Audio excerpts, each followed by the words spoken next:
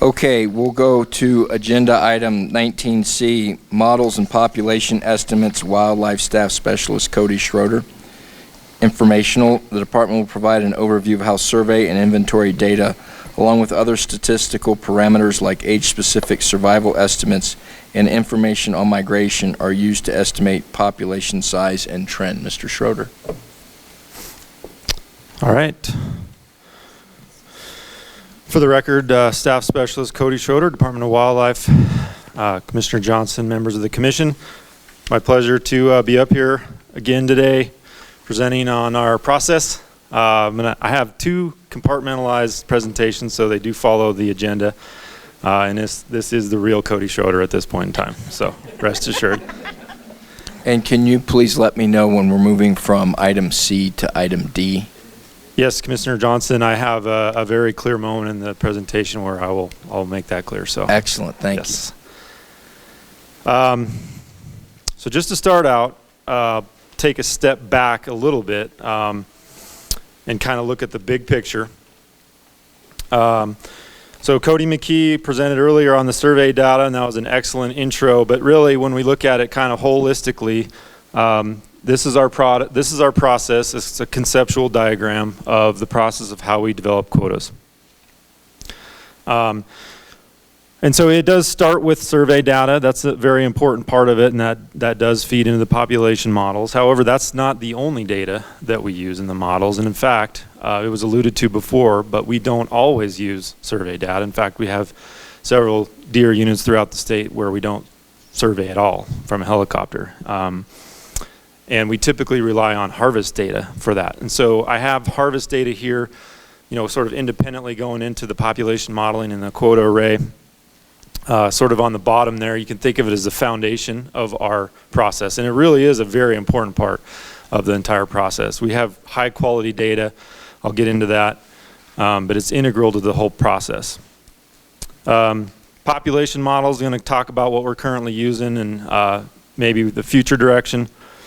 Quota array, that's just a fancy term for how we actually derive the quotas. So we've talked a lot about the demand success formula. The array is just what we use to physically do that. And that's going to be in the second part of my presentation. Thank you. All right, so just to step into it a little bit on population models, why do we have a model? Why do we have to estimate numbers? And we know that no survey method has perfect detection. And even if we did have a method to instantaneously and sort of with 100% certainty detect every animal in a population, that second bullet point there, populations are constantly changing, okay? Because we have mortality, we have births, we have immigration, emigration. So just like our human population, these things are constantly changing throughout the year. But our process, we develop our quotas, we collect our data, in the fall to the spring as Cody McKee went through. We have to come up with our recommendations in April to present to the commission for the May meeting.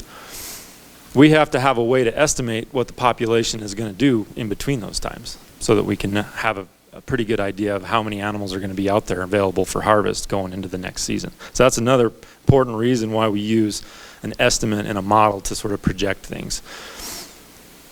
And then that third tier down there with the deer, cheesy deer icon, to provide an estimate for abundance for tag allocation. So that's probably the most important reason we use it here in this process, is to come up with a number. So our quota recommendations are based on a population estimate currently.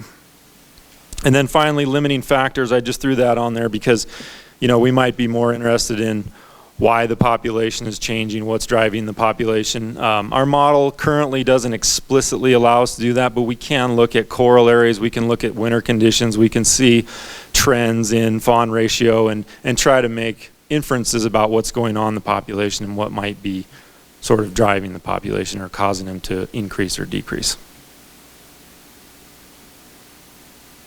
And so I mentioned this before, but the foundation of this process really is our harvest data. We have mandatory harvest reporting for all big game species. And under the new system, we looked at the last couple years of reporting rate. We've always had fairly high reporting rate, especially compared to other western states. It's not mandatory in all states, but even the states that do have it, we are very high. We're on the high end. Last year, we enjoyed about 98% reporting rate for mule deer. For some of our other big game species, it's actually even higher than that. So bighorn sheep, black bear, and mountain goat, I think we're actually even higher than 98%. So we almost have 100% reporting. Probably never get to 100% fully. Some of the other data we collect, sex, age, and sometimes, some of our species, for instance, antelope, horn shorter than ears, horn longer than ears, we want to also be able to track, because that isn't explicitly by sex, what hunters are actually harvesting. If they have a horn shorter than ears, they might be able to take a juvenile male or a yearling male or something like that. And then age, this is more of a broad categorical thing, so whether it was a juvenile or an adult, we collect. Hunt unit group, we can get down to the individual hunt unit level if we want, because that's something that is required to record.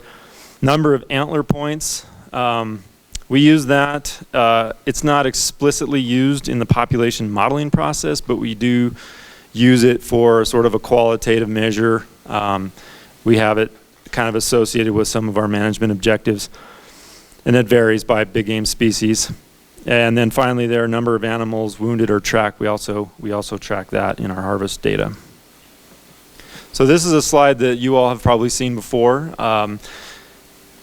It's just an example of, kind of rolling up on a statewide summary, this harvest data. So this is showing 4-point or greater in the harvest trends. When I looked at this data, and each year as a member of the Mule Deer Working Group and WAFWA, the states are all requested to provide some of our information, kind of a state roll-up. This is one thing I provide. And, I looked to some of the other states just kind of comparatively to see where we are. And a lot of states don't actually track this, but the ones who do, we are actually among the highest, if not the highest, on statewide basis on the 4-point or better in the harvest. So we're a very conservative state. We have conservatism built into this process. I'm going to talk a little bit more about that.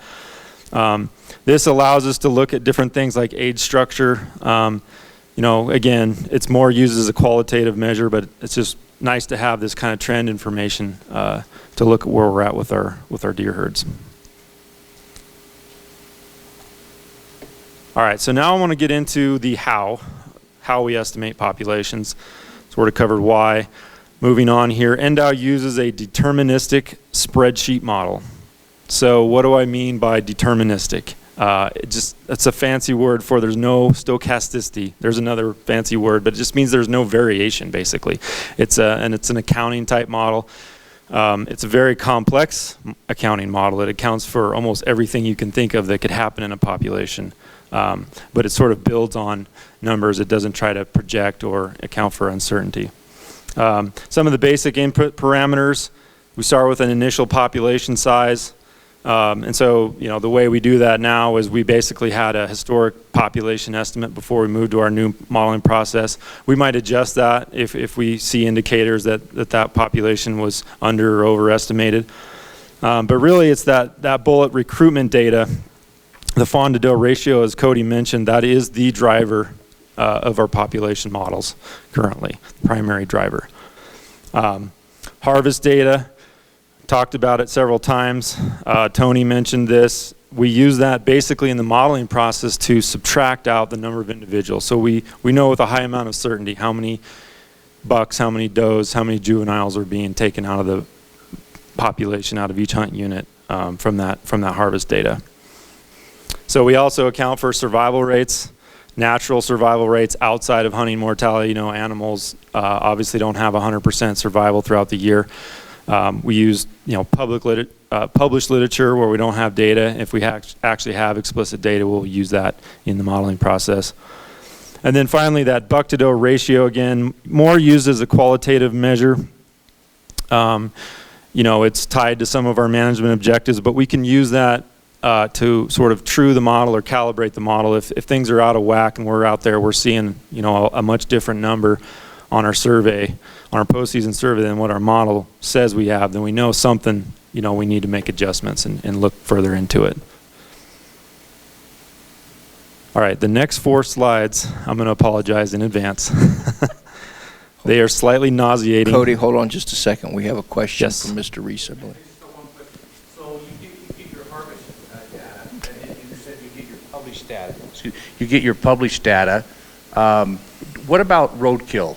Is there any way that you can get that from either DOT, Highway Patrol, anything like that? Because, I mean, we all know there is. We just don't know how big of a percentage that is and if it's taken into consideration. Yes, so for the record, Cody Schroeder, that's a good question. We don't typically deal with roadkill explicitly in the models. It's sort of built into the survival rates. If we have an area where we know we have a high amount of roadkill, we might adjust the survival rates. There is an option in our modeling process to account for large changes, like if we have a translocation, and we have used that in the past to account for roadkill where we knew we had high roadkill rates. Like, for instance, the Area 7 model, we used to take deer out of there that we knew were being hit on Pequot Summit and Highway 83. And so we would take them out using the trap and translocation page. It's just like harvest, basically. You're just taking them out of the population. But we don't do that on a large scale. It's sort of built into the survival rates. I mean, we acknowledge that roadkill is a problem, and where we have collar data to maybe substantiate adjusting the survival rates, we might change that in that avenue. But there's no, you know, roadkill rate built into the models per se. And we do work with the DOT. For instance, on the Pequot Summit, we knew for, you know, decades that was an issue, and we used the roadkill data that they were collecting to sort of somewhat ballpark how many animals we thought were being hit on the road. Luckily, we have made major improvements on that herd, and we invested millions of dollars in those crossing structures. So we really don't have to do that on a large scale, not on that herd anymore. All right, on to the nauseating slide. So I get a lot of questions about, you know, what type of model are you using? How do you do it? What program? So the next 4 slides this is the population model. It's just an Excel spreadsheet, nothing fancy, but it's fairly complex. And I'm not going to go through every cell. That's not the intent. I'm going to try to walk us through it just to be completely transparent and maybe help you gauge how we account for all these things that, you know, folks bring up, such as the question that was just brought up in the whole process. All right, so the blue is where we input data, and the black numbers generally are just numbers that are calculated. And so if you start on the left-hand side, you see our postseason, the columns that have postseason. You have our bucks, our total deer, and our total fawns. That's what we gather directly from the helicopter survey. We enter that there. It calculates a few numbers for us, that observed buck to doe, bucks per 100 doe number. And then that's used in the model as well. I really wish I had a pointer. It would be easier. If you go on to, I will use the column headings. So starting on column O, P, and Q, those are our spring survey data. So we entered that directly in there. And then R and Q are the fawn ratios that were observed. And that column S really is the critical driver in the population model. You can see R and Q in this population model they're exactly the same, and that's what we want to do most of the time. Okay, so if we observe that many fawns in the field, we really don't want to monkey with the data or anything like that unless we have reason to do so. That number in column S is what is going to project through all the different stages and the age classes in the population. And I'll show you how some of the other factors are accounted for through the process. So that first page is the survey page. That's where we input all the data. It's pretty straightforward, and it does some calculations for you.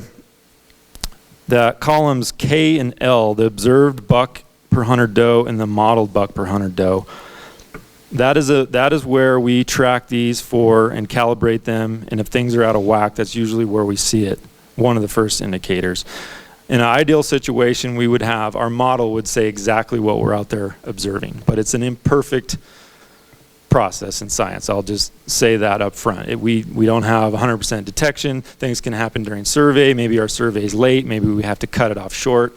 There's a lot of things that can impact what we observed, and buck detection tends to be lower than doe detection because there's fewer of them, and they tend to be in bachelor groups at certain times of year. So Cody mentioned the buck to doe ratio, during the rut is the best time. We use those two numbers to sort of track and gauge where the population is and through time. I think we may have a question from Yes. Commissioner Hubbs. Just looking at that, if we're inputting data on the blue columns, when you look at your R and S, why are they the same if the black is a fixed number, and why would that mirror the same amount? Yeah, for the record, Cody Schroeder, so Commissioner Hubbs, so we do have the ability to change it. The black is what is calculated from the data, and the blue is what we want it to be. Like I said, in most cases, we keep them the same. You might have certain situations, and we have done this, where we know, let's say we have a survey that's early in the spring, we have a heavy winter, we go out and we collect our fawn ratio, but we suspect that there's probably going to be some increased winter mortality. Or maybe we go out in the next few weeks and we have a couple hard days of winter weather, we're seeing fawn carcasses or things like that. We can adjust the fawn ratio.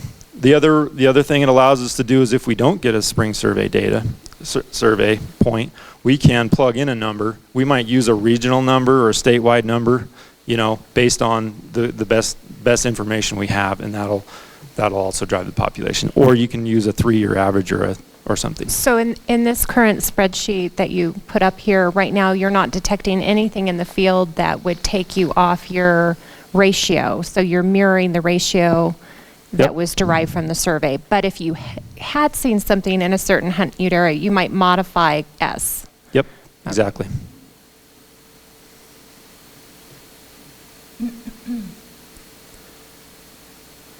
All right, so moving on, this is the harvest page. And I apologize, it's going to be slightly hard to read, and I won't go through everything, but this is just to kind of show how we account for the harvest. So if you look through the columns, you see the doe harvest. We don't have doe hunts in every unit, but we have the junior deer hunt, and they have the option of harvesting does or bucks, so we account for that. If they report it was a fawn or an adult, we can account for the age class. The reason they're all negative, basically, is because they're subtracted. So the main way we account for harvest is we subtract the known harvest out of the population, and so that's projected through the years. So you can see this model starts at 2001, goes to 2018. Some of our models go back even farther than that. And the negative, each column, like if you, for instance, starting in column D with the does, those 1, 2, 3, 4, 5, those are the age classes. So we actually try to account for this by age class. Now the model, the reason they're all black is because there's formulas that essentially project that doe harvest into the different age classes.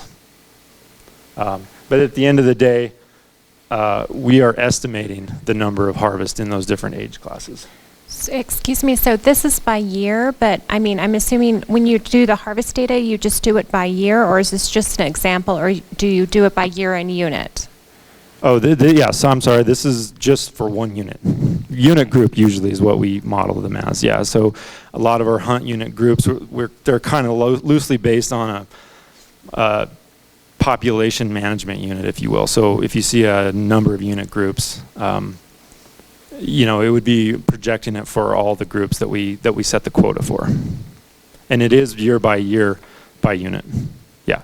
So the data that I show on a statewide level, we don't actually have a model that projects a statewide population. We just sum up all the individual ones to get at a total population estimate, if that makes sense.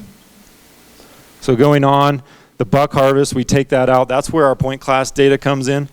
So we can use that to take out, bucks of different age classes in the population.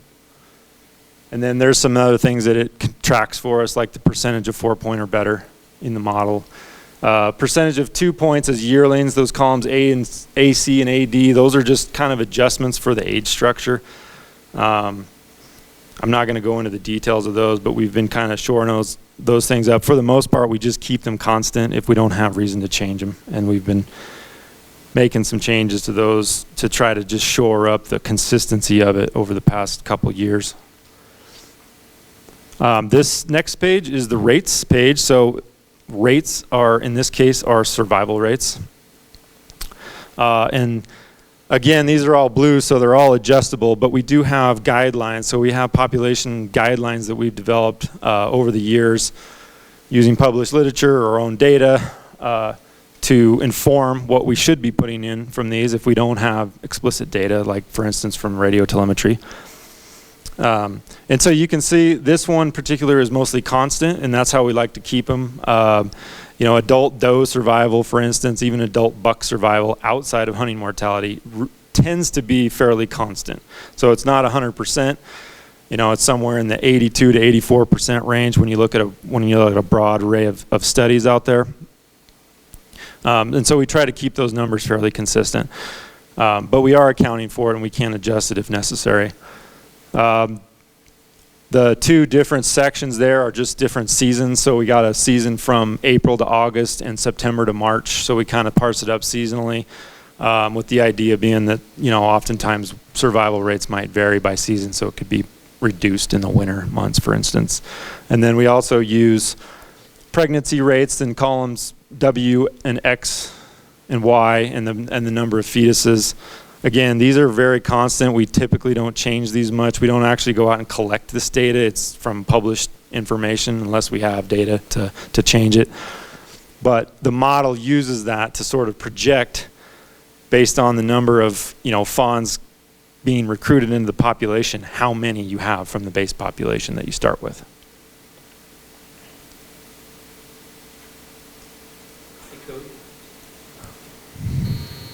Before you move on, I just want to point out, so when you look at column B and C, you look at the survival rate for fawns and it says 70%, and then you move over to the column N for that period survival rates for September through March, and you look at F1,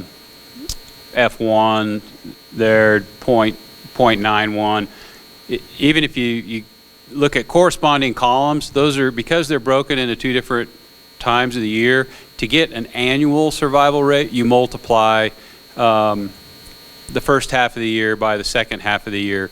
And so, you know, you might look at this and go, 93% survival, you know, I know that's, you know, way too high, but then when you multiply it by, you know, 93 in the other half of the year, 0.93 times 0.93 becomes 86% survival. So same thing with the fawns, at 0.70 fawns June through August multiplied by 0.91 on the F1 for September through March is actually, I think, closer to like 65% or something. So these look like there's a lot more survival, but that's because they're broken into 6-month blocks. And if you multiply corresponding age classes to get the annual survival, you'll see that it comes down quite a bit. Yeah, that's correct. And then also, something I probably failed to mention, but the different rates throughout, the reason they vary from, say, column E, F, G, and H is those are age classes. So F1 is your yearlings, F2, 2-year-olds, F3, 3-year-olds to 11-year-olds, F12 to 14. And so we know from, you know, research and things that just like humans, you have different mortality rates essentially by age class. So young individuals typically have lower survival rates, old individuals typically have lower. Your middle prime age animals tend to be your highest survival rates. And I'm not going to go through every slide or every tab, but this is the last one, I promise, of these. So this is kind of where we roll everything up, and it gives you the projected population into September. You know, that's our pre-hunt population estimate. And so this is all calculated stuff that the model, you can't change anything here. It'll tell you, you know, your buck age, your harvest, your annual rate of increase. But really, as it pertains to this conversation, these numbers right here, columns E and F, these are the numbers that we use in the quota recommendation process. So we go from our September pop estimates by bucks and does, and you'll see when I get to the quota process, which is again the next section. Those are the numbers we use. We're not really breaking it down at this point by, number of yearlings or 2 points or 3 points. We're simply saying how many bucks and does are out there, and you're including, juveniles of the year in that as well. So those columns again, and so the box there is showing the last 3 years. So really, for actually the quota process in this particular situation, we'd be using 1278 bucks and 2615 does for our population estimate, and it's going to be the ratio of those. You'll see in the later section where we really get into the weeds of the quota process.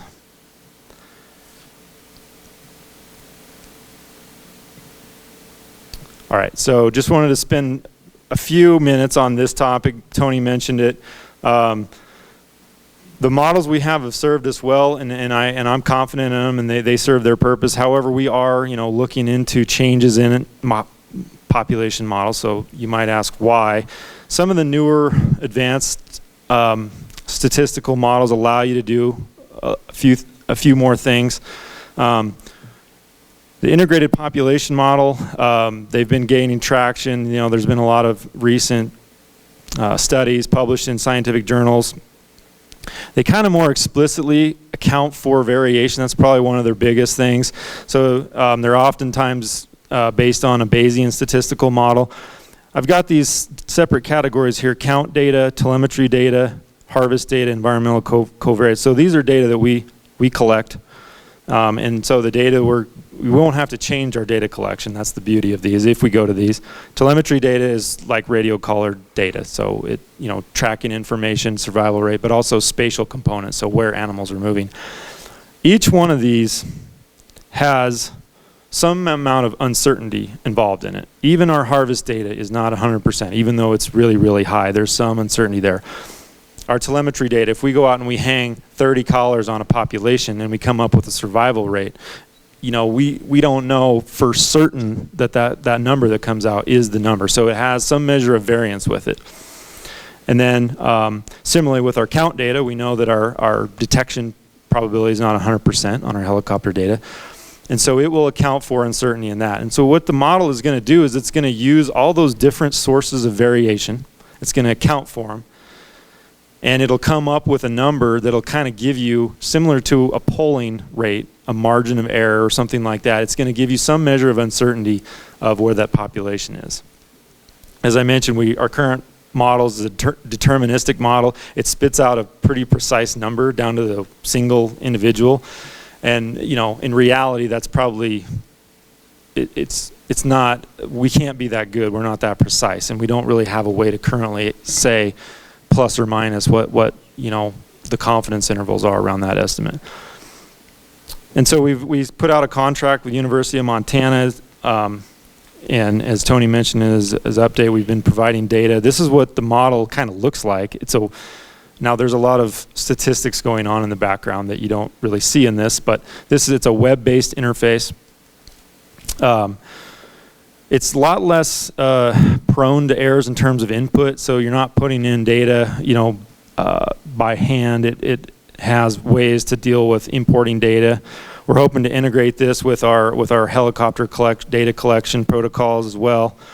One of the things this method allows you to do too, it allows you to look at different relationships and predict into the future, which our current models could be used to do, but they're not super conducive to that. So you might do scenarios where you say, what is the effect of harvesting, 200 bucks on this population? What's the buck ratio going to be, all things considered equal, year 2, year 3, year 4? It'll allow you to do predictions like that and associated intervals. It'll also allow you to associate things like trends, like with environmental data, more explicitly that our current models don't do. So I want to spend some time on this slide. You guys have seen this one before too. It's our statewide mule deer population estimate. And again, just to go back to a question from Commissioner Hubbs earlier, so we don't have a model per se that tries to predict the statewide population. We essentially just sum up all of our individual management populations to get our sum. These are our published estimates, going back to what we publish in the status book typically. Going back to 76, the black line is the population estimate, and the dashed line is the actual deer harvest, so it would be total bucks and does and juveniles and everything in there. So the total deer summary. A couple things to note. The first thing to note is they track really well, so that's good, considering our quota recommendations and things are based on the population estimate. And you'll see Tony alluded to this, a large amount of variability there, kind of in the earlier years. And I don't know if I have these exact, these are sort of this is a general timeline that I wanted to discuss. Tony alluded to it earlier, just on kind of, we have been through a process of different models through the years. I mean, as times change, new methods, new modern technology comes out. It's just the nature of the beast to change. So we started out in the early 70s. We were using, I believe, a Selig-Hart estimator, which actually is a change in ratio based model. We see these big fluctuations. The magnitude of that peak, there's a lot of debate of whether we actually had 250,000 deer in Nevada. We'll probably never agree throughout history what the true number was. That models are what they are. They're not a perfect number. So,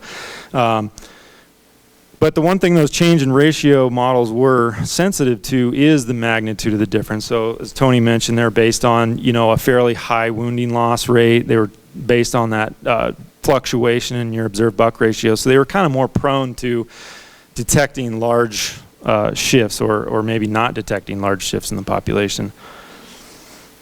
Starting around 2000 is when we went to the spreadsheet model, which is where we are now. And you can kind of notice some trends in there. So the one thing to start off with is just that the population has not deviated substantially since about 2000. I mean, we are down. I think our latest estimate we put at 93,000. As I mentioned, we don't have a confidence interval around that number, so we really don't know what the true number is. I think we figure it's plus or minus 20%. But undoubtedly, just looking at the deer harvest, we know we had a lot more deer in the 80s than we do now. And I've got a few more graphs that have some explanations behind that. The other thing I wanted to mention at this point is that, and I don't have the exact or the maybe the correct numbers on here, but starting around 96, NDOW started the Heritage Program. I think it was actually 98 that the funds were starting to be spent. We've spent $25 million on sagebrush restoration projects. Now, these aren't all specific to mule deer, but for Nevada mule deer populations, shrubland and sagebrush habitat is one of the biggest threats to the herd. And so we get a lot of criticism that, we're not doing enough for deer, we're not doing anything to address our declining herds, and it's simply not true. We have invested millions of dollars into habitat projects. Now, these projects benefit a lot of species, sage grouse, non-game species, things like that, but they definitely have an impact on mule deer. And we saw some of that yesterday on the field tour. So some of these projects, we're trying to put these heritage dollars and leverage our partner dollars to get money on the ground. We are doing something, and I wish that number was going up. I wish that estimate was, in an upward trajectory. But, Mother Nature, be it may, fires, droughts, things like that are just, some of those are out of our control. All right, so here's maybe a few slides just kind of detailing some of the more fine scale stuff we look at. All this is actually based on a statewide basis, but this is our buck ratio. So statewide fall survey, typically right after the season, as Cody mentioned. This is our bucks per 100 does, going back to 76. Again, observed data. So the dots are, what we saw on a statewide scale. So again, summarizing all individual counts. The line is a 3-year moving average. So the reason I put that on there is that it allows you to kind of smooth the data a little bit and look at trends, look at peaks and valleys. It gets a little noisy if you just try to connect dot to dot. But one thing is apparent is in the mid to late 80s, which most people that I've talked to around consider the heyday of mule deer herds in Nevada, at least in contemporary times, we were running around 20 to 25 bucks per 100 does. That was what we were observing on our helicopter surveys. And I'm not sure what the management objectives, or even if we had any at the time, were, but that's where we were at. So we had much higher harvest on bucks proportional to the population than we do now. And you see that in this trend. It was pretty much static throughout the 80s and 90s. Starting around 97-ish, you see an upward trend. And again, there's peaks and valleys. But I wanted to point out those last few years, 5 out of the last 8 years, we have been at 30 bucks per 100 does or higher. In the last 3 out of the last 4 years, we've been well above that. We've been right around 20, 32, 33 bucks per 100 does. So our current management objectives on a statewide level, we're shooting for around 30 bucks per 100 does. Now we do have some fluctuation on individual hunt units, but we're actually above our objective when you look at it on a statewide perspective on the number of bucks per does. Now keep in mind it's all relative to your population estimate. So I just wanted to point that out that, we've seen we've seen fluctuation, but we have had an increasing trend really in the last, 2 or 3 decades on our buck ratio. The next 2 slides are definitely concerning to me. So this is our fall deer survey. This is our fawn to doe ratio, fawns per 100 does. In the fall, when we go out and we survey, we're basically estimating production. So we want to know how many fawns, were born and made it through the summer. And that's a good number to use. But really, at the end of the day, you want to know how many were actually made it through the winter. And that's the second graph here. This is our spring survey data. Fawns per 100 doe basis. The dots are the fawn to doe ratio. And again, that dotted line is just a moving average, 3-year average, to kind of look at smooth out the data and look at trends. So you see peaks, see valleys. You see in the mid to late 70s, we were really high on our spring ratio data. And that, probably contributed to the times that we enjoyed in the 80s. If we're recruiting back-to-back years, really high spring recruitment, you're building on that population. Then in the 80s, we enjoyed, high precipitation years. Tony can speak at length about this. We have it fairly well documented in our mule deer bulletin. But it's my opinion that that's one of the things that contributed to those peaks that we saw in the 80s is, high survival and recruitment in the 70s, and then recruitment continued into the 80s with good moisture conditions. So we were running a lot of does and bucks out there on the landscape. But it is disconcerting to see, some of the trends, since the 2000s. It's a slightly downward trajectory if you were to, do a regression analysis or something like that starting around 2000. One thing to note, it looks like an anomaly. If I, as a data person, if I saw that, I'd say that's an outlier, possibly. But that's the winter of 92, 93. I wasn't around then. I have to be honest, I wasn't even in high school yet. But I can attest that from anecdotal information, the status books, Tony's information documented in the Mule Deer Bulletin, we had a really hard winter. And so that probably is a true number. That's our lowest fawn ratio ever recorded, at least going back to the 70s, was that winter of 92, 93. So you see we actually rebounded pretty well in the late 90s after that. And then we kind of slid down, and we've been really kind of up and down since then, about the last 5 years. Again, spring ratio data is the primary driver of our population estimate, which is inherently tied to our quota estimation. So these numbers have a big impact on the number of quotas that we are recommending each year on a year-to-year basis. Hey, Cody, can you go back to the fall one, or maybe just talk through the correlation between the fall fawn to doe ratio to the spring fawn to doe ratio? Yeah, so we start out with our fall ratio. Oops, one more. And I guess specifically what I was trying to gauge is how much of an increase in mortality is there from that fawn? in the fall towards the spring? Yeah, that's a good question. And we, in the models, actually, the examples I showed, I may have maybe not pointed out, but we can actually track that number. So we can look at the difference. If we surveyed the same unit, for instance, in the fall and in the spring, we could look at the difference and say, measure basically directly the overwinter fawn loss. And it's typically lower in the spring as it is in the fall. I mean, you would hope you're not instantaneously or spontaneously producing fawns over the winter. In a mild winter, it might not fluctuate much. But in some of our more severe winters, and some of our herds that are, on thinner margins, we can see that number highly fluctuate.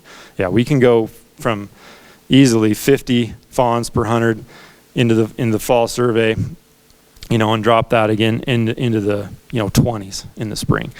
And these numbers are so if you notice there's a subtle difference, I should have pointed that out. This is our fawns per 100 does.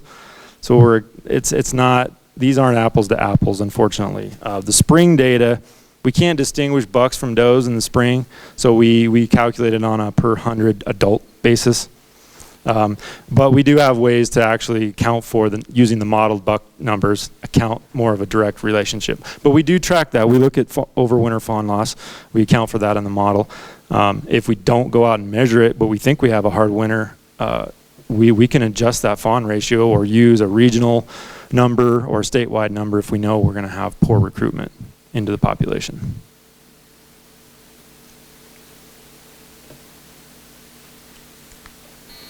Cody, if you could go back to the fawn ratios, just want to point out the slide prior to this one. So if you were to plot a straight line through that, you'd see a decrease in the observed statewide fawn ratio.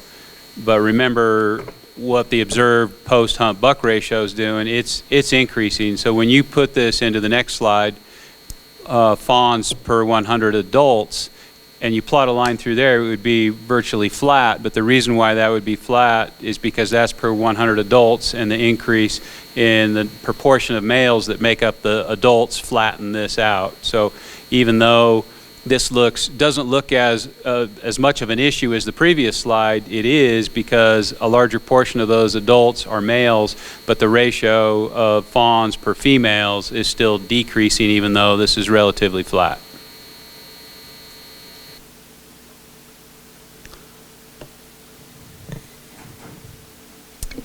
Just looking at the years in the 80s when the estimates were at a really higher peak than what we're seeing today in terms of the deer population, I guess they're deer counts, survey counts, because we don't have an accurate estimate of abundance yet. We're working on that, right? Like this has just been historical modeling of survey data over time. But Yep. what I was wondering, it's interesting to me that, is just going back to our ratio of the bucks per 100 does, we're at 30. When times were better, we were at 20.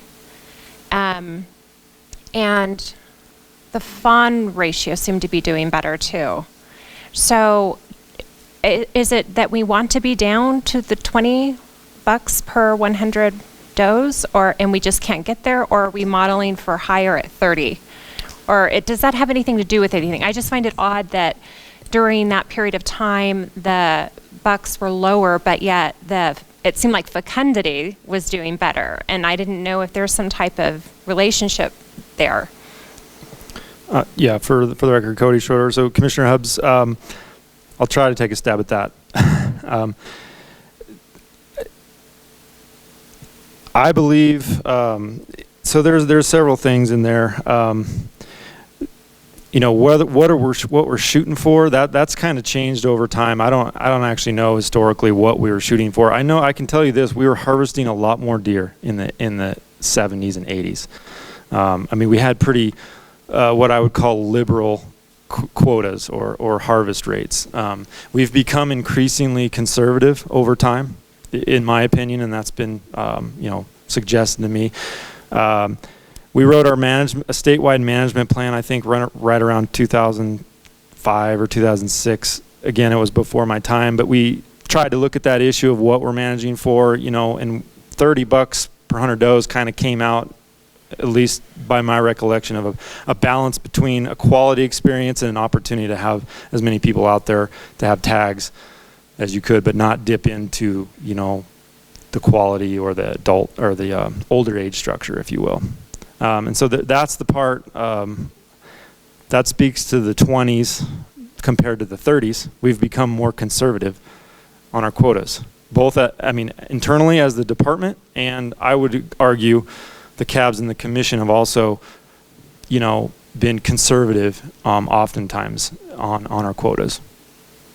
And that's resulted in this kind of inching up of the buck ratio over time. So in terms of the low production of fawns, either fawns to does or fawns to total adults, I'm thinking more that is related to loss of habitat, maybe due to fire or that we have had lots of drought periods too. Not only have we had intense winters, but when you're in a drought period, there's nothing to eat as well, right. Or water. So I don't know if that's more like an environmental issue due to habitat loss overall, that we're seeing less fawns able to make it or not have enough productivity on the landscape to have them make it long term. Yeah. Oh, absolutely. I mean, that was kind of out of the purview of this for me. I gave the presentation in Vegas, what was it, a year ago or so. I tried to touch on that. It's covered, the Mule Deer Bulletin that Tony authored covers this pretty extensively. But you're absolutely right. There's definitely been environmental contributors to that declining productivity and fawn ratio. You hit on most of them, I think, already. We've had some pretty severe winters. We've had extended periods of drought. We've lost a lot of habitat, high quality habitat in some areas. We've touched on it in other presentations about the number of acres of shrub habitat that's burned, particularly in northern Nevada. That has all contributed to that declining fawn to doe ratio in my mind. But there's other things that contribute too. Densities, even running high densities of deer can contribute to a poor fawn recruitment. If you have too many animals on the landscape, then the landscape can support, you would expect poor recruitment. And so unless you have a major mortality factor, either through winter kill or hunting or predation, all things being equal, those fawns they're having fewer resources themselves to try to survive. And so that's why we see the reduced fawn ratio. Does that answer your question, or? It does. We were talking about the column S again, where we're changing the ratio, which is going to change some of the modeling. But are you also changing survivorship if you're seeing change in survivorship out in the field? Because you were stating you can actually track some of the survivorship between the spring and the fall. So do you go in and manipulate that data, or do you just use the published literature? Yep, that's a good question. So typically we don't try to adjust and it's mostly that fawn ratio goes in there. We try not to monkey with it. And we try not to mess with the survival rates either, unless we have extraneous circumstances you mentioned, or we have explicit data, and we have used that before. We definitely have. We use the collar data to inform those survival rates where we have. But in the absence of data, we're really kind of guessing at that point. And so we try not to guess if we can. We try to just put the data in the model, let it do its thing, and sort of interpret what comes out the back end. In terms of the published literature, how recent is it, and is it for the state of Nevada? It is not for the state of Nevada, to my knowledge. We haven't published our own data. It varies from, and there hasn't been anything super recent, but up through, I've seen survival rates published up through 2016 or 2017. They're working on, WAFWA is actually working on a big project right now. In fact, Dr. Paul Lucas at University of Montana is trying to work with a bunch of states to pool all the data to look at what the survival rates are across the states.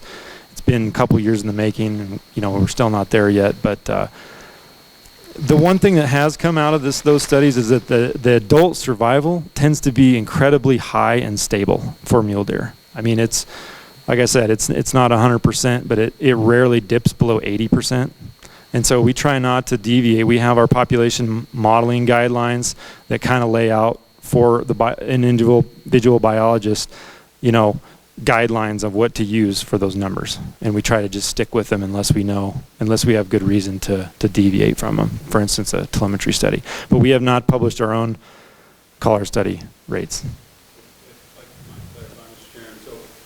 As far as the question on is it Nevada published studies or how recent they are, the data that we have from our own collar studies is equally valid as data from the other states. We, as I always say, we have pretty limited capacity, and because we aren't spending time submitting our data or writing it up or submitting it for publication doesn't make it any less valid. And then Cody just made the other point I was going to make, in that there's a ton of data in Nevada and other states that shows very little variation in adult survival. And Cody said that, it's when you get those back-to-back years and high production and recruitment that really drives the population up. And so Idaho, for example, they've seen where they can have 100% loss in fawns and have zero change in adult mortality of does. Have 100% of their does survive that same event that kills 100% of their fawns. So it's really that observed fawn ratio and the fawn ratio, like both Cody said, that drive the model. And so we have a lot of data, despite the fact that it might not be extant in the published literature.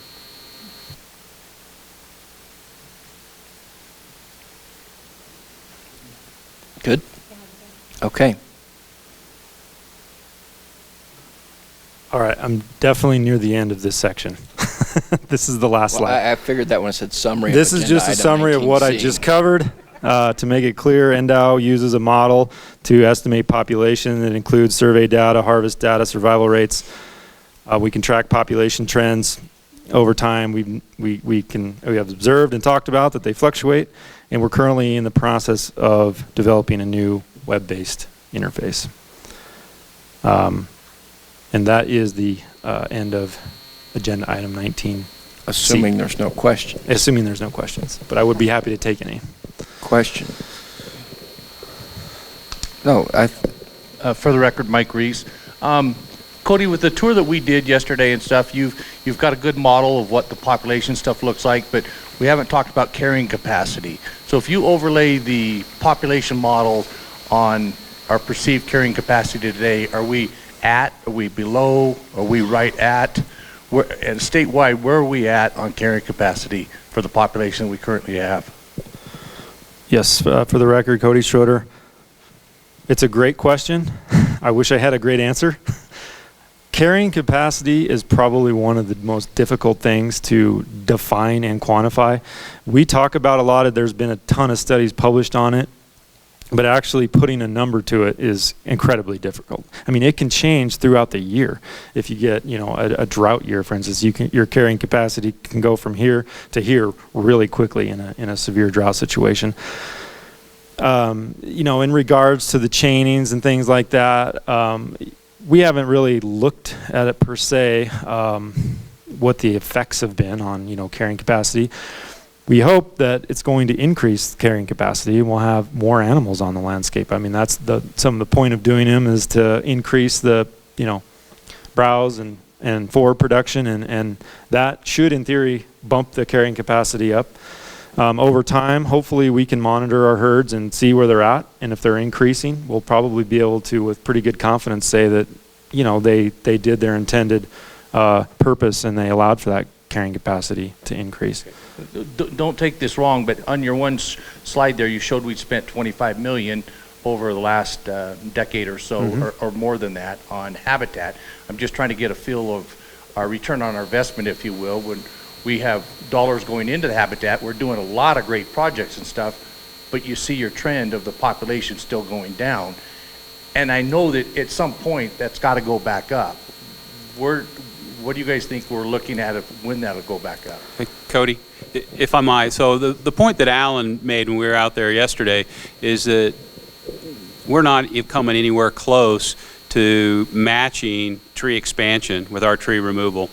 It's outpacing us. So one of the challenges in trying to quantify carrying capacity is we could be slowing the decline. We could be slowing the loss. We could be operating in the negative, and there's no way to quantify that. So what we use is indirect measures like fawn production and recruitment and fat and antler quality. All those things are measures of carrying capacity. But when you look at all the factors from decadent forage, the age of forage, drought, fire, CO2 levels, and pinyon juniper expansion, you add all those up, the likelihood that we could spend $25 million over a couple decades and reverse those trends is pretty small. But there is a strong likelihood that we've slowed those declines and losses, and quantifying that is impossible. Yeah, and I think I might just add, a lot of those dollars have went into what Tony just said, restoring what we've lost. And I think, you could look at some examples. I look at the Area 6 mule deer herd, where we've had just major challenges with wildfire and, burns. And, that herd isn't what it used to be, but, I've been almost amazed at its ability to persevere. And I think it's because of our efforts. Some of those dollars, our federal partners, of course, the BLM, have put money in there too. But, a lot of it's just maybe staving off what could have been an ugly situation had we not invested any dollars into it. That's the way I look at it. Bringing it back to what it once was. Some of these ecosystems are very challenging. They may never be what they probably won't be what they were at one time in their natural state. Thank you. Oh, go ahead. Oh, go ahead. No, you were. Jim Cooney, I think is still on. One of the things that hasn't been mentioned as you're going through this entire model, and for several of the people in this room going back into the 80s and remembering the hunts.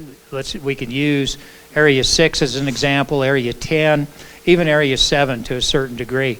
The correlations between fawn survival and the buck ratio. The one thing that hasn't been mentioned, or I haven't really heard it, is the age class of those bucks. And from the 80s until today, I know that when you go out, and I don't know if it had to do with the survey models that were used back then, and they weren't counting spikes or forked horns in that ratio, only counting 4 points, but I've seen a real decrease in the age class of the older bucks, and our quotas continue to go up, and you take out the forked horns and the little 3 points, you don't have a 4 point the next year. So is there a way to take that into consideration with this model, or has it been considered? Director Mosley, you want to take that one? I'll take a stab at older it. Guys. What I hear you saying, though, is that you saw a much better quality buck in the field in the 80s, and the assumption is that it's older, and this goes to forage quality, and antler production and antler growth is a direct measure of forage quality, and it's a direct measure of doe quality. And we know, science has shown us, that a buck born to a malnourished or an undernourished doe will never have the potential to be a 30-inch buck. So I think, I don't know that we have the data to demonstrate that we don't have the exact same age class. I think what we're seeing is a better age class, but we're seeing an effect of forage quality and animal health and animal condition manifesting itself in antler growth. An animal will never compromise body condition for antler growth. It's body condition first. That's surplus nutrients that go into the headgear. Okay, but also I know that the department, at least at the cab level, we've been asked to take a look, and if we had actual like teeth samples, to establish that, to clear that up, whether it is age and or if it's a nutritional thing. and I appreciate the carrying capacity thing, because I know we're losing habitat, and we're gaining habitat, but we're probably losing in the run. Yeah, and if you notice, that model also has a column on there that pertains to the percentage of the 2 points in the population that are yearling versus mature 2 points, and it's at 45%. Most of the models carry the estimation that 45% of the 2 points are yearlings. So that's saying over half of the 2 points in the population are yearlings. The situation that arose in the early 80s with back-to-back-to-back years when Lake Mead was spilling for the last time and the entire Colorado River drainage system had record moisture for 3 years in a row, every state in the Intermountain West saw that same explosion in populations and quality. And similarly, every state in the West is experiencing some level of challenge. Those are, wide-scale, landscape-level phenomenon that, make sense that they could only be overcome by those large-scale events like precip and climate. But we do have some teeth. We have teeth from the rubies in particular to look at that age class. I don't know that we have historic age data from the 80s to compare that to, but we do see, and the model doesn't allow anything to live beyond 12. If there's anything out there that's older, then that's frosting, because the model kills everything off at 12. Commissioner Hubbs, you had a question? Not so much a question. I just, for me, I think there's so many things that we can control, and then there are just certain things that we cannot control. Overpopulation of the planet. People are going to have children. We're going to grow in numbers. We're going to continue urban sprawl over time unless we do something else, right? But what's hard for me is to see us get upset sometimes with the work that's being done and then have to sit here in a commission meeting and hear how a gentleman who lit a golf ball on fire and putted it out into the sagebrush area, I think that's how it started, one of the fires I was researching, and losing tens of thousands of acres of deer habitat. That's something we could avoid. And that's kind of what we're up against. So to me, I can't even imagine what that's going to cost to restore that habitat. And then we sit here and talk about why numbers are down, and it's just almost infuriating at times to me, as to some of the culpability of our own citizens sometimes who go out and destroy large swaths of beautiful, pristine habitat because they're joking around. That's what's infuriating to me.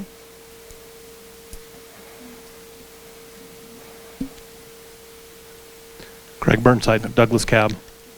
So we've cataloged a number of, severe winters, drought, wildfire that have probably affected the deer numbers quite a bit.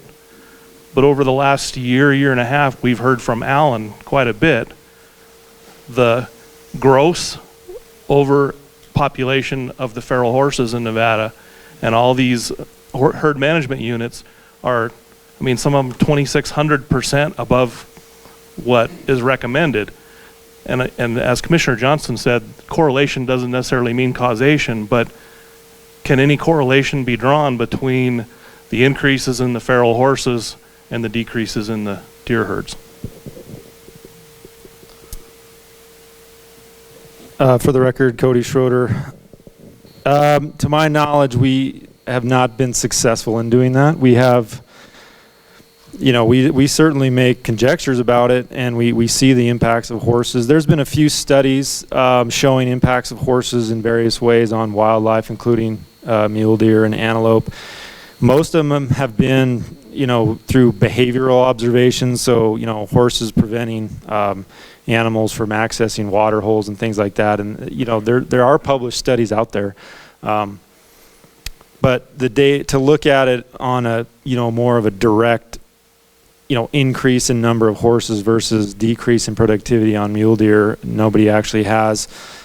I suspect there are impacts, but there's so much just natural variation out there that kind of masks any type of analysis you do. Drought conditions, for instance, tend to kind of swamp out all the effects of, if you could look at a unit that had no horses or few horses or horses.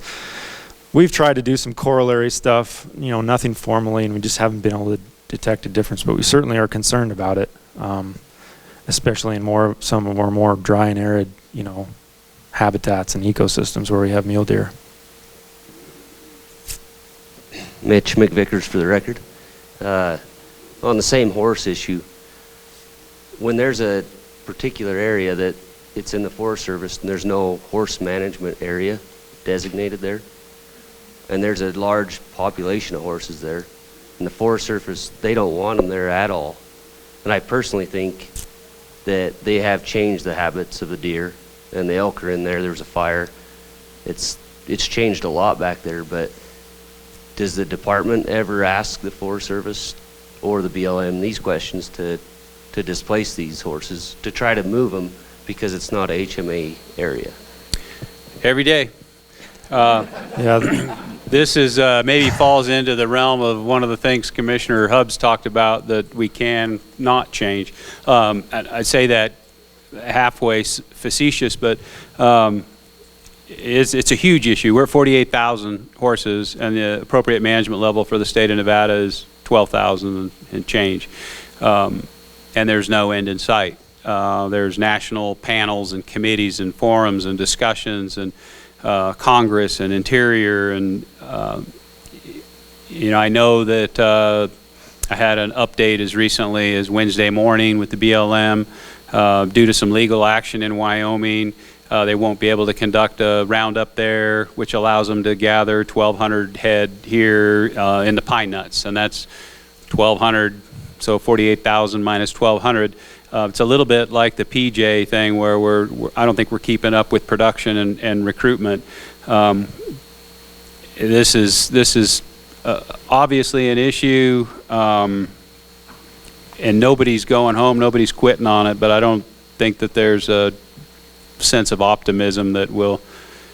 Some of the recent discussions, and this is another value of WAFWA, some of the recent discussions with leadership from federal agencies in D.C. and other western states. I mean, nobody has the challenge that we have in Nevada. Nobody has the number of horses or the fragile ecosystems or the lack of precipitation that Nevada has.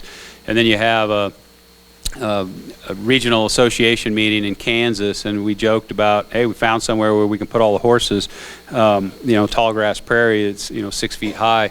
But there is some, I think, real discussion right now about taking horses from these fragile ecosystems and paying people to feed them and house them, and it isn't a solution. It's just another expensive Band-Aid.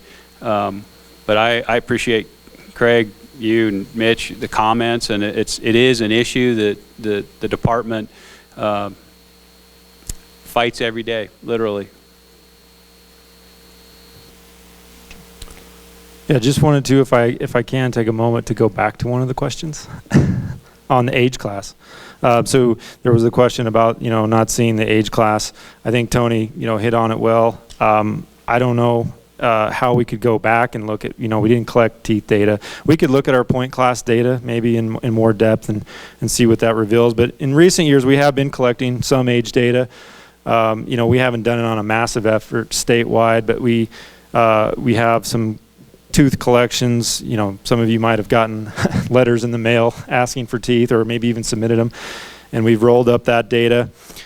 What I see from the age data is actually we have a pretty high age structure actually in our populations, and we can pretty well correlate that with our point class data. That's what these graphs show. So we looked at it. We also asked for measures of spread on antlers, and we related that to the actual teeth information we got back from Matson's lab. As you would expect, older age class bucks have a larger antler spread. No shocker there, but it really peaks out around 5. And this is all the data right here. This is the raw data. And so, there's a lot of dots on there starting at about 5 and beyond, clear out to 11.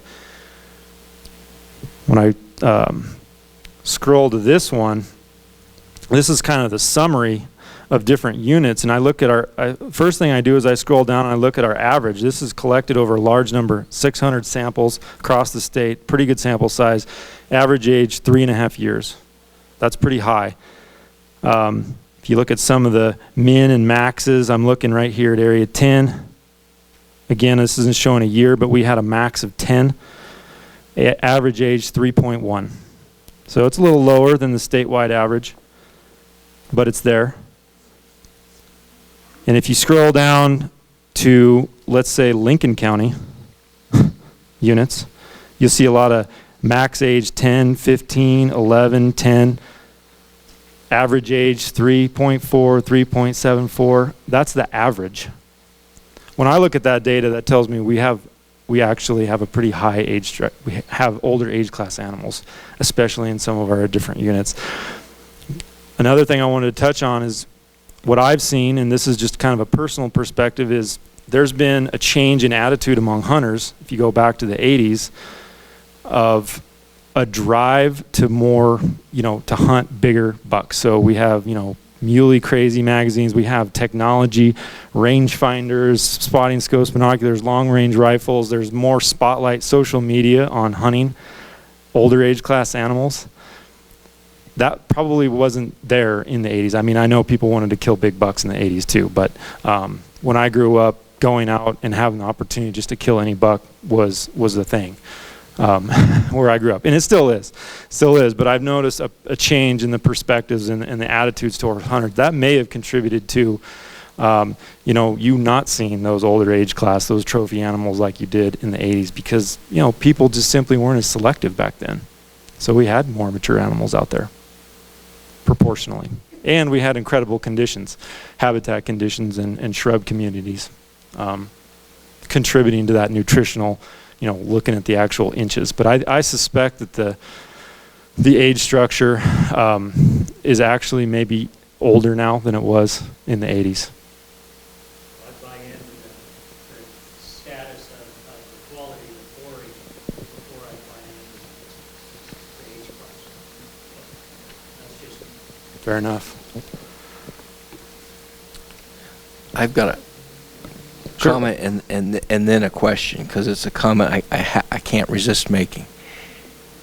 It is not incumbent upon the Department of Wildlife in this state to show that the feral horse problem is resulting in a decline in the number of deer numbers. It is incumbent upon the federal government to have the political will to follow the law as it is on the books today, that says here is the appropriate management level. The excess horses are to be removed, because built into that law is the presumption in the legal finding that horses in excess of appropriate management level is not sustainable for diverse uses of public lands. I mean, I have to say that because that's what the issue is. And if you go to the northern part of Lyon County, it's gone. The northern part of Lyon County, whether you drive on 95A out of Fernley heading south, you go through the new highway, USA Parkway, you head on 50, it's gone. We're just waiting to see much longer is it going to take before they migrate south into Mason Valley. And then we have the conflict between private property owners and that. But the northern part of my home county is absolutely, drive through it if you haven't. I see a lot of people shaking their heads. It's heartbreaking. And it reminds me of the movie or the documentary we saw. Nobody's winning right now. The horses are in terrible shape. It's just absolutely, it's sickening. So that's my comment. Question, we speak a lot to the buck-doe ratios and then the fawn ratio, and the fawn ratio being the real driver. Is there any relation between the two? If you manage for higher or lower buck-doe ratio, does that have an impact on that fawn ratio? I don't know if that's been studied or yes, and I just curiosity. I can tackle that. So yeah, for the record, Cody Schroeder, that's a very good observation, and that was not lost on myself or Director Wasley. There actually have been a few studies that have looked at that, and there is a correlation. Although you mentioned earlier correlation is not causation, but Colorado actually put a fair amount of investment into researching that exact study or that question, and they did find that there was what they viewed as strong evidence for having a high buck-to-doe ratio having a direct negative impact on fawn survival and fawn ratios. A higher. A negative effect. So a higher buck ratio, negative effect on fawn ratio and fawn survival. So and then I guess that raises the perhaps ultimate question. If we're managing at $30 for every 100 does, and we're seeing a trend of the decline in population, do we move to more 20 to 100 buck-doe ratio? Because I think I've heard the range that's kind of acceptable for health, it's a pretty healthy range. But if there is evidence that lower buck-to-doe ratio would then have a positive on your fawn survival, should we be altering that management level or that management objective of less bucks to does? I think it's a legitimate question. I think what Colorado found where that potential existed most was in areas of competition on winter range. Yep. And those carrying high buck numbers on winter range was potentially the causative factor in lower fawn survival. I don't know that we would want to have a blanket type approach, but I think looking at an area or two that we feel is winter range limited, that might have that same potential for competition on winter range by carrying high buck ratios, that manipulating that, monitoring it, and sharing the results back with the commission to see if that in fact has a favorable response might be something worth doing. So I take it then too, when we're in the quota setting and there's a suggestion to cut tags, some of the response may be that might result in a higher buck-doe ratio at the end of the hunting season, and we can keep in mind what we learned here today about these ratios and some of the stuff, which is one of the reasons why I wanted to have this lengthy discussion, which I'm enjoying immensely. I don't mean to be that as a negative. I'm learning a lot, and I'm having a much better understanding of putting it all together now.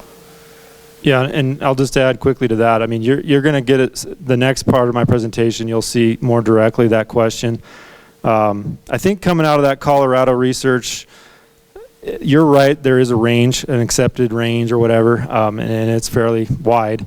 That $30 per 100 does was kind of being generated, as I mentioned, is this kind of balance between still having opportunity for guys to go out in the field and hunt, but also protecting, having enough bucks to hunt and having a little bit of more of a older age class. That 30 came out of that. But even Colorado, if you ask their biologists, they've experienced creeping buck ratios since then, largely due to public pressure to reduce the quotas. If we really wanted to test it in Nevada, as Tony mentioned, it would take a significant effort on our part. It's totally doable. We could look at adjusting the quotas, or looking at comparing different units. But in terms of managing for the buck ratio, I would leave that up to the commission to provide guidance to us. But right now, we're still going on our pretty much $30 per 100 does, and that is why we kind of harp on it every year. When you hear us talking about where our quotas came from, they're largely driven from that number right there. We tend to not want to go too much higher than that where we can. Okay, Mel? And then some of the other thing to add is some of the other states that do run higher buck ratios have other ways to reduce pressure. So they'll have management hunts, they'll have doe hunts, things like that to reduce the overall pressure on the carrying capacity in order to try to manage and have higher buck to doe ratios. I have a comment and a question. With 3.4 years old, Tony says the age class drops out at 12 on deer. So you're calling that a higher age class. It's in the bottom third of how long a mule deer is going to survive. So I just can't see how you can say that a 3.4-year-old deer on the average is in the higher age. Is that comparing it to other states? Because it's in the bottom third of how long a mule deer should survive. It's an average. If you think of it like a bonus point table, right, you could say the average number of people, the average number of bonus points applying for desert sheep tags is 3. But if you look at it, there's a whole lot of people with 0, fewer with 1, fewer with 2, and fewer with 23. So it's an average. So because you have so many 2-year-olds and 3-year-olds in the population, it weights it. I don't know, do you have an age class distribution graphic? I mean, I don't have one handy, I don't think. We don't want to go there, trust me. That wouldn't be actual age, though. That would be, point class. Oh, yeah, in the model, yeah. Actually, I could probably show you that in this one slide.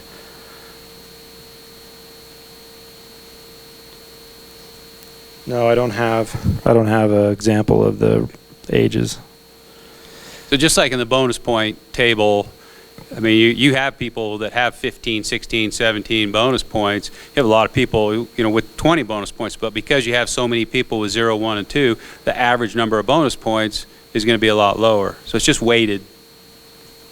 And when the harvest data, the tooth data that we looked at from the rubies, showed that we have a lot of those old age class animals, but when you calculate it as an average, because of the numbers of the younger animals in the population, because they're passed over, it just weights that average down. Yeah. Then, what is a high buck-to-doe ratio to where they start affecting the fawns in the winter survival grounds? Yeah, so off the top of my head, from what I can recall, anything north of 40, and you're starting to, Utah's done some work on that. They have some areas that they've managed really conservatively, and that's where those management buck hunts and things like that came from. When they started seeing, higher than 40 into the 50s is where they had real concerns, and they saw fawn level effects. So I guess I'd have to compare, but do we see that problem in the Henry Mountains and the Paunsaugunt, where we manage for much higher than 40 bucks per 100 does, with the fawns being, because both of those populations are on the upswing, in both the Henrys and the Paunsaugunt, but they're managing for much higher buck-to-doe ratios. They are, I don't think you can really compare directly the Henry Mountains and the Paunsaugunt to situations in Nevada. I mean, there are some similarities.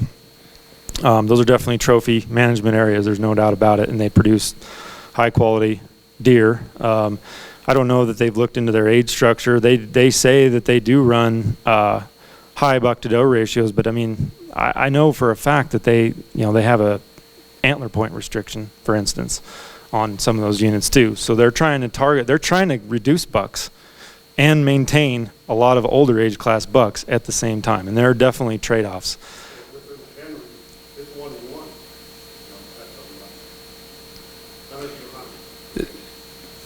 There's a lot of other variables there too. There's total population size. There's the proportion of summer range to winter range. There's a whole lot of factors. And Paunsaugunt, I mean, that's to compare the Great Basin. I mean, look at Utah in general. You've got over 3 times the deer in Utah that you have in Nevada. Nevada's the driest state in the Union. Utah's treated over 1 million acres in habitat through their watershed restoration initiative. So taking just that buck ratio and trying to use that as an example of our ability to carry more bucks, I don't think is an accurate representation unless we consider all those other factors: total population size, precip, proportion of summer range to winter range. And I don't know enough about the Paunsaugunt, but I know when you talk about the Uncompahgre Plateau, the Kaibab Plateau, and the Paunsaugunt, those are the 3 premier deer factories in the West. Henry. So I don't know that it's fair to compare a lot of our habitats and our challenges, whether it's wild horses, invasive species, fire, drought, decadent forage, with the Paunsaugunt. You wouldn't think that the Paunsaugunt is similar to a lot of the CJ cover we have in this state?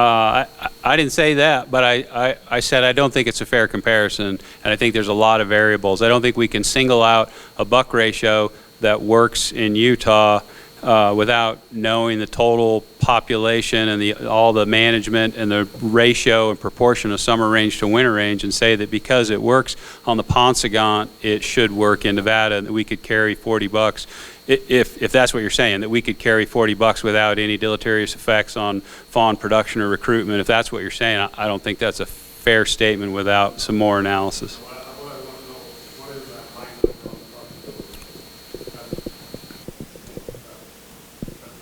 they're not seeing those problems with fawn. Well, I think because the answer is it depends, and every habitat is unique and different, and those proportions of summer range to winter range, total population size, we could probably carry 50 in an area with smaller population, but we're trying to do two things simultaneously. We're trying to maximize population because we have way more demand than we have supply, and then we're trying to maximize age class and quality and buck ratio. And you know what we're doing. I believe we are looking at harvest, hunter-caused harvest, as a tangible source of mortality, with the idea that if we curtail that, we'll see population growth, we'll see increase in age class, and we'll have a higher quality experience. And I think sometimes those things are counterproductive. I think if we pick and choose and we want to carry a high buck ratio, it might mean we need to have a little bit lower population level to avoid the impacts on fawns. Or if we want to have a higher population, we might need to reduce those buck ratios to have more fawn production and recruitment. I think that's kind of what we're looking at. And we've been trying to balance those things with the recommendations and the input and the quotas being approved by the commission.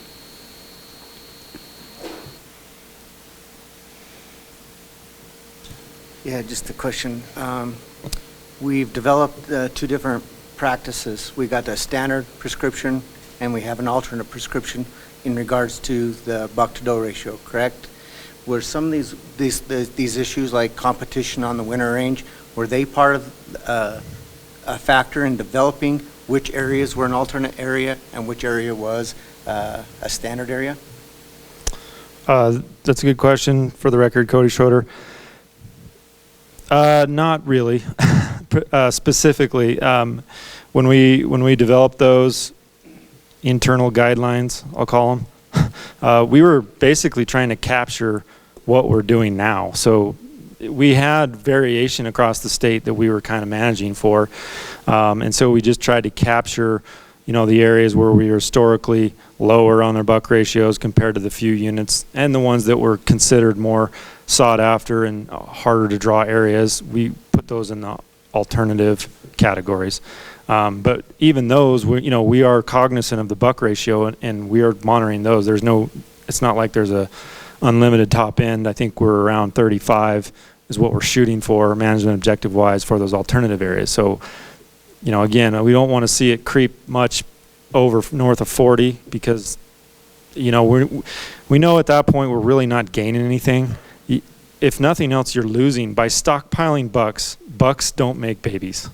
That's one little lesson I'll preach. And older age class bucks don't make babies either. So at some point you start losing its diminishing returns. You're having animals just dying of old age, dying of, road mortality, lion predation, whatever it is. It really doesn't behoove you to stockpile them at some point. And so that's where those alternative area recommendations that we have kind of capped out at, 30, 35 with a range on each end of that.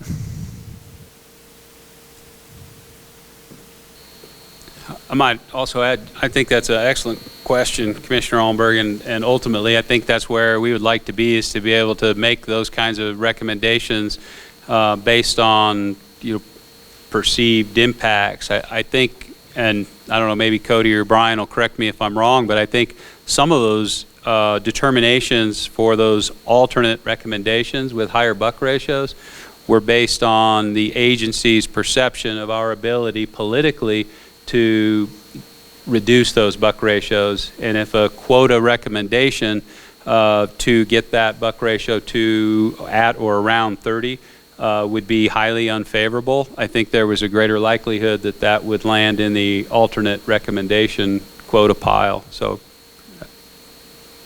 Yeah, that's correct. Yeah, I mean, we basically looked at the areas that had been historically managed more as trophy areas, and the ones that had been managed more for, you know, opportunity.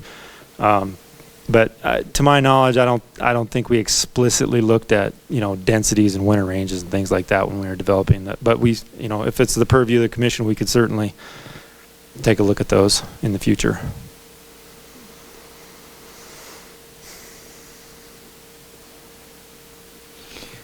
Well, I'm going to say something I've said before. I'm probably going to regret saying this, but perhaps it's time to revisit the harvest management guidelines that we were looking at a couple years ago, and I think it kind of petered out, for lack of a...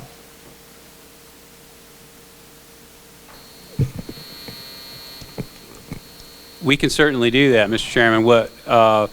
I think what happened was that it became more of an internal guidance document, and I think that was partly based on the sensed, I don't know, frustrations with around maybe some of the delivery of that. But we basically taken those guidelines or the contents in the guidelines and used it internally to guide our recommendations and our biologists in making their recommendations. So, you know, if there is a desire by the commission to see what guidance is provided to our biologists and the justification for that guidance, you know, we'd be happy to bring that back to the commission.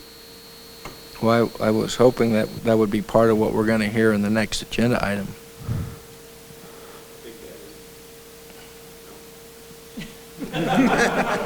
I'd be happy to talk about it, but... Then I may have a very long, disappointed drive back to Yerington this afternoon. I'll try to weave it in if I can. Okay, that was, you know, I think this, one of the reasons I wanted to do this is because we get into the quota setting. We have tables, hunt units, and numbers, and I would invite everyone to sit on this side of the table during that meeting. It's just a long process, and you're trying to track it. And I know the department and Cody are doing the same thing. And then we start going, why here, why the reduction, and well, this unit's this and this unit's that, and you know, my head's spinning because I'm trying to figure out, because half the thing you have to do up here is try to figure out what motion has to be made, and you're trying to track down all the various comments to get it done, and you don't have time to get your arms around. But I already have so much better feeling right now just by sitting through this for a couple hours. So this is kind of the next step when we say the development of the quotas. Develop the quotas, I guess, has got to be tied to the buck doe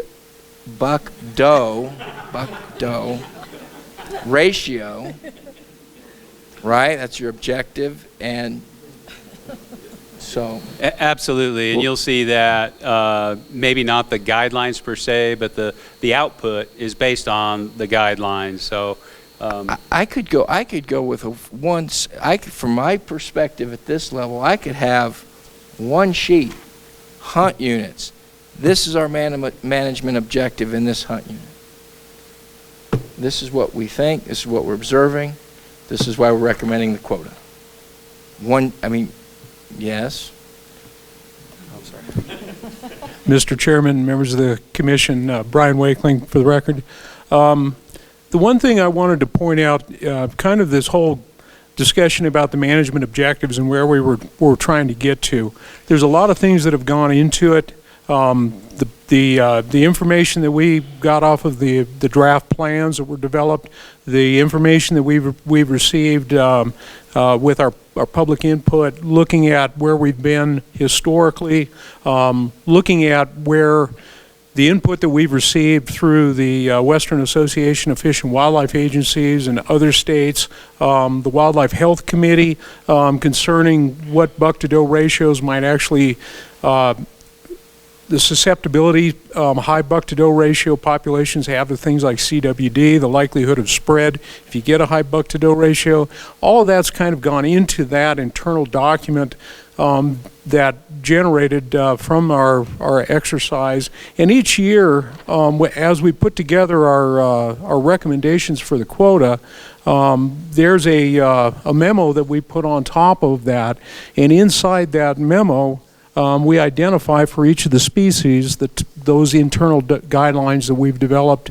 And so specifically for mule deer, it indicates that our statewide estimated ratio is 33 per 100 and that our target is 30. We try to keep it between 25 and 35. And so that's how we've incorporated that guidance document and the way we've tried to share it with the county advisory boards and with the commission, so that as we go through the quota, all of the rest of this is, we're collecting science, and you've heard Cody and Cody speak to the detail with the way that we go through that. And the way we calculate the quota on the other end is just as detailed, just as the algorithms are just as structured.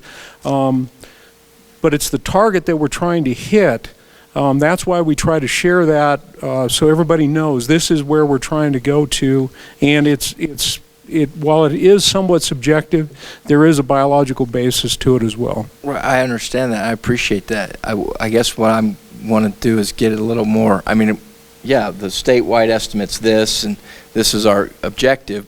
But then when we get into particular quota recommendations in particular units, that's when I think it would be helpful to say, this is where we're at right now according to our population model on this hunt unit. This is why we're recommending this quota. I know that's more work and more paper to present to the commission, but that to me makes it a much more, I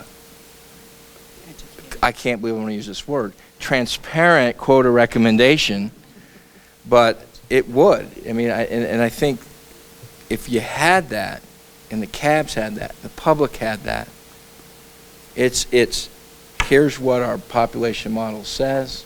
Here's what it says about the buck-doe ratio. This is our management objective. To get to that, we go here with the quota recommendation. Rather than on a statewide view of it, because I think that all information is what you all are doing. Precisely, sounds like. Yeah, that's contained in the big game status book, but the format is a little cumbersome to get through in a timely manner and have it paired with the quota setting process. So maybe it's just in how that's presented to the cabs and the commission in terms of being paired with the recommendation. And to try to get through the big game status book in advance of the quota hearing, I mean, as former Commissioner Drew said last night, he does have another job, and so I think it would be very helpful for us and the public if we could do that. I'm taking notes, so we can certainly do that. I mean, I think what you're asking for, we actually already have a document very similar to what you're describing that we use for our own internal, processing all this information and put it together before the quota meeting. So, we've been using it internally, but we could provide it to the cabs and to the commission if it would help. All right. Commissioner Almberg, your question? Yeah, just another comment. I mean, I guess part for me is the confusion is because when we went through the guidelines, I thought it was very clear that we had biological boundaries and we had the social boundaries.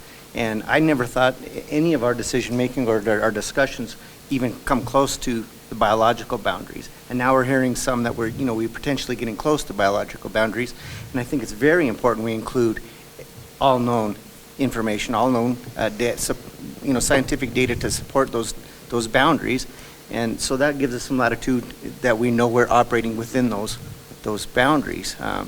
So that's confusion for me anyway, because we get into there and we think we're making these social decisions between quality experience out there and a quantity experience out there, and then we get thrown in there that we're maybe doing something harmful biologically. I really appreciate that comment, Commissioner Allenberg, and I don't know, I mean, it's probably speculative. I don't know that we're really, having those biological impacts. We're saying that there certainly are some possibilities, and, I think we can put those on your radar in those single sheet justifications to help drive those decisions in that process. We wouldn't want to base a statewide recommendation or guideline on speculative impacts, so we would look at some of those areas where we think there may be higher buck ratio, lower fawn ratio, more winter range, where there could be greater potential for that kind of impact, and wade into that easily, but appreciate your willingness to consider those. Okay. Any additional, we'll move on to the next agenda item. Does anyone need a break? Yes, Commissioner Hubbs. I just checked with Director Robb. I'm going to have to leave a little bit early with my arrangement with the lodging because I'm boarding my animals, and I want to give them an ability to turn that room for tonight. But I just want to say this has been such a great, informative presentation, and I really appreciate Cody and Cody's work, survey and population modeling. I found it very informative overall. Thank you.